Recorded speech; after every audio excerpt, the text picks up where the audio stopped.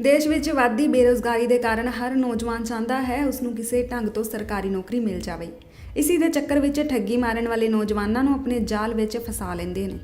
ਇਸੇ ਤਰ੍ਹਾਂ ਦਾ ਹੀ ਮਾਮਲਾ ਸਮਾਣਾ ਵਿੱਚ ਸਾਹਮਣੇ ਆਇਆ ਹੈ, ਜਿੱਥੇ ਉਮਾ ਸ਼ੰਕਰ ਨੇ ਸਿਟੀ ਪੁਲਿਸ ਨੂੰ ਸ਼ਿਕਾਇਤ ਦਿੱਤੀ। ਫਤਿਹਾਬਾਦ ਜ਼ਿਲ੍ਹੇ ਦਾ ਇੱਕ ਨੌਜਵਾਨ ਕਰਨ ਸਿੰਘ ਨੇ ਉਸ ਨੂੰ ਰੇਲਵੇ ਵਿੱਚ ਨੌਕਰੀ ਦਿਲਵਾਉਣ ਦਾ ਸੁਪਨਾ ਦਿਖਾਇਆ ਅਤੇ ਉਸ ਤੋਂ 7 ਲੱਖ ਰੁਪਏ ਲੈ ਲਏ।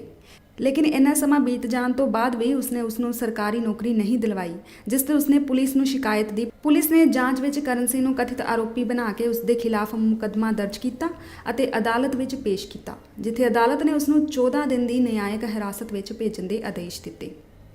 ਉਮਾ ਸ਼ੰਕਰ ਸਾਨੂੰ ਕ੍ਰਿਸ਼ਨ ਲਾਲ ਵਾਸੀ ਸਮਾਣਾ ਨੇ ਸੰਨ 2016 'ਚ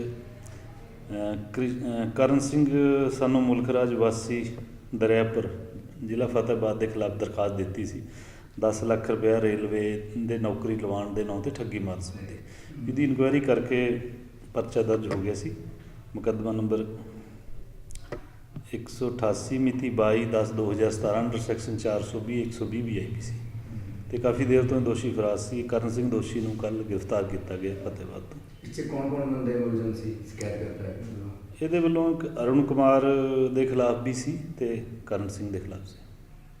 ਦੋ ਵਿਅਕਤੀ ਦੇ ਖਿਲਾਫ ਮੁਕੱਦਮਾ ਅਦਾਲਤ ਨੇ ਪੇਸ਼ ਕਰਿਆ ਮੁਲਜ਼ਮ ਨੂੰ, ਤਾਂ ਅਦਾਲਤ ਨੇ ਕਿੰਨੇ ਦਿਨ ਵਾਸਤੇ ਜੁਡੀਸ਼ੀਅਲ ਭੇਜਿਆ? 14 ਦਿਨ ਵਾਸਤੇ ਜੁਡੀਸ਼ੀਅਲ ਭੇਜੇ ਗਏ। ਸਮਾਣਾ ਤੋਂ ਵਿਭੂ ਬਾਂਸਲ ਦੀ ਰਿਪੋਰਟ, ਚੈਨਲ 2।